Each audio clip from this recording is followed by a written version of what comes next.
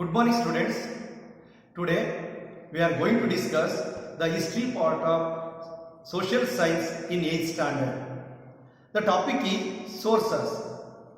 In this chapter we will understand these important learning points. Number 1, sources required to the study of history. Types of sources. The importance of archaeological sources. The importance of inscriptions, the importance of oral sources of history. Before we understand the sources, we must understand 8th standard social science textbook. Dear students, you had learned in 7th standard only 3 divisions. Number 1, history, civics and geography. But 8th standard social science consists of 6 divisions. They are number 1 history, then political science, sociology, geography, economics and business studies. The 3 divisions, the 3 new divisions added to 8th standard social science such as sociology, economics and business studies.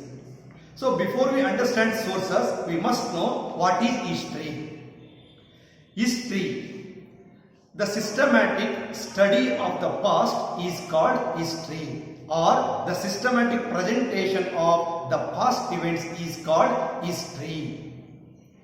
History introduces the journey of human beings. It tells the failures and success of the humans of that journey. When we explaining the historical incident, so the accuracy of time, place and person is mentioned. It means when the incident took place, where and by whom. So these would be clear. So without these clarities, history becomes a story. Observe the difference between story and history. I give two examples. Once upon a time there was a king lived in a place. He fought a war.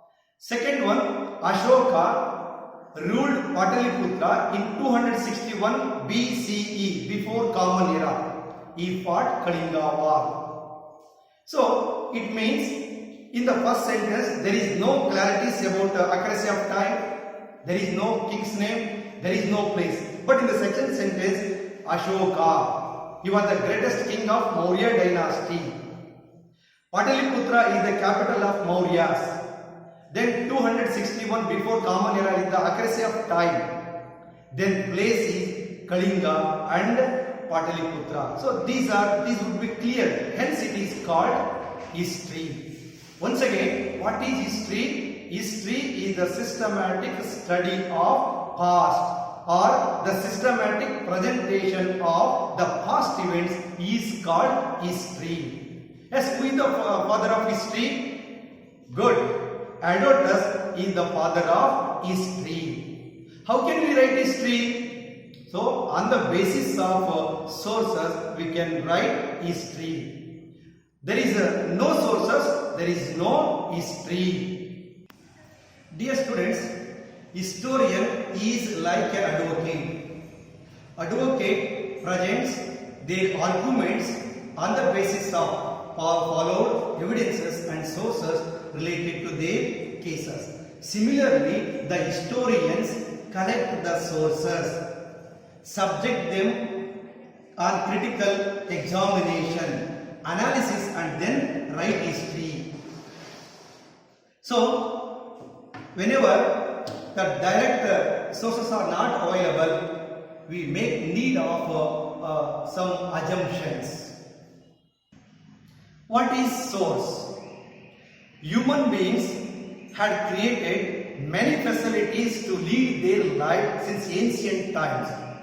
If the things used by human beings in the past have remained, then it is called sources. Dear students, what are called sources? The human beings, if the things used by human beings in the past have remained, then it is called sources. For example, agricultural tools left by the people, then forts, coins, inscriptions, arms, temples and other religious buildings are considered as the sources. Dear students, literary works and written documents are the main source of history. The materials needed for writing the history are primary sources. So, the types of sources. Types of sources can be divided into two types. They are sources can be divided into two types. Number one, literary sources and archaeological sources. Literary sources can be divided into written literature and oral literature. Written literature further divided into native literature and foreign literature. Oral literature can be divided into Lavanies, folk tales and historic legends. Do you know native literature, then foreign literature, Lavanies, then folk tales, then historic legends. Archaeological sources can be divided into four types. Number one, monuments. Number two, coins. Number three, inscription. Number four, other archaeological remains or other religious buildings. Written literature is the main source of literary sources. What is written literature? Literature can bring the contemporary social life of the times of writer alive to us is called written literature. Written literature can be divided into two types, native literature and foreign literature. Dear students, what is native literature? The literature created by Indians in native languages is called native literature. So the native languages like Kannada, Telugu, Malayali, Tamil, Oriya, then Marathi, Hindi, Sanskrit, Prakrit, etc.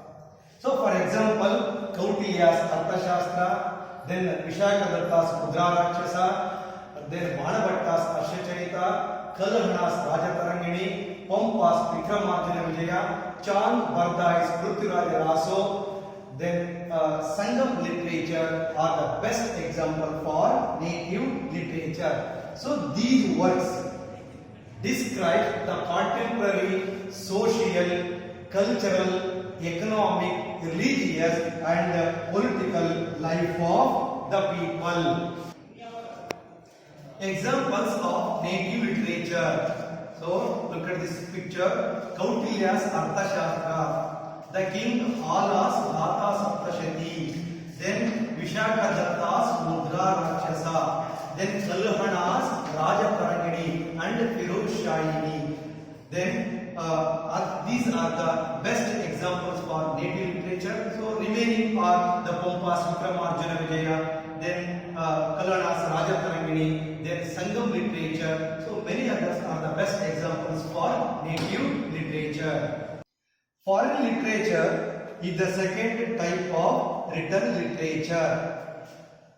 For many foreigners who visited India as travelers, ambassadors, officials, businessmen and missionaries.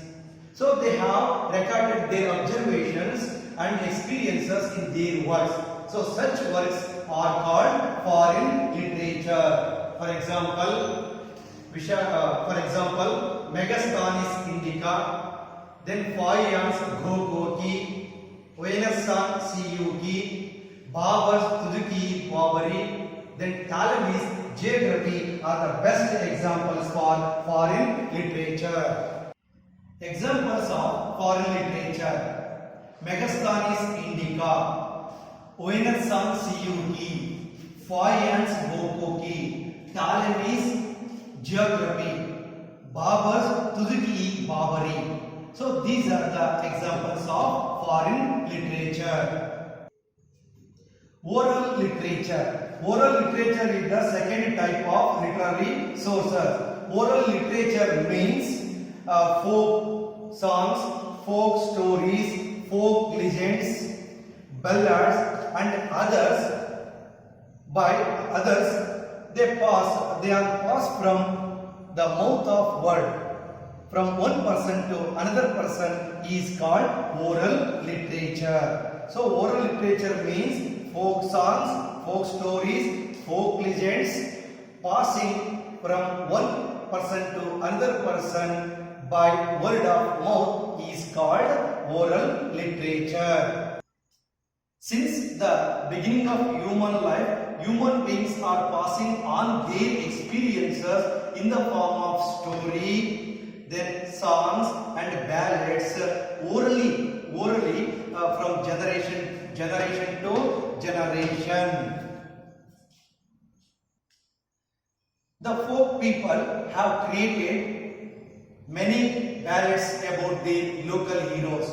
They are ballads on Kumararama, the Nayakas of Chitradurga, then Kempegowda and Tippu Sultan.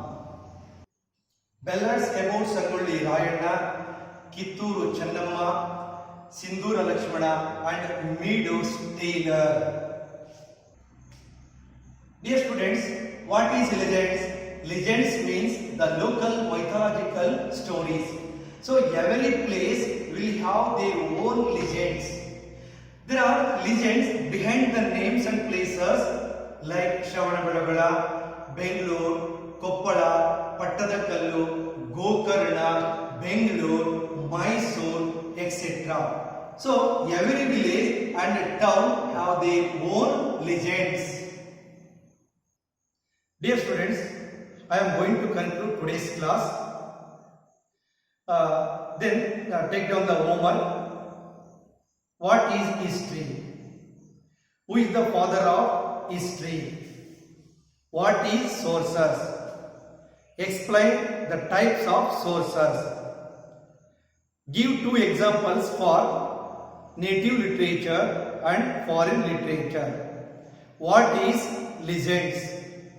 What are called oral literature?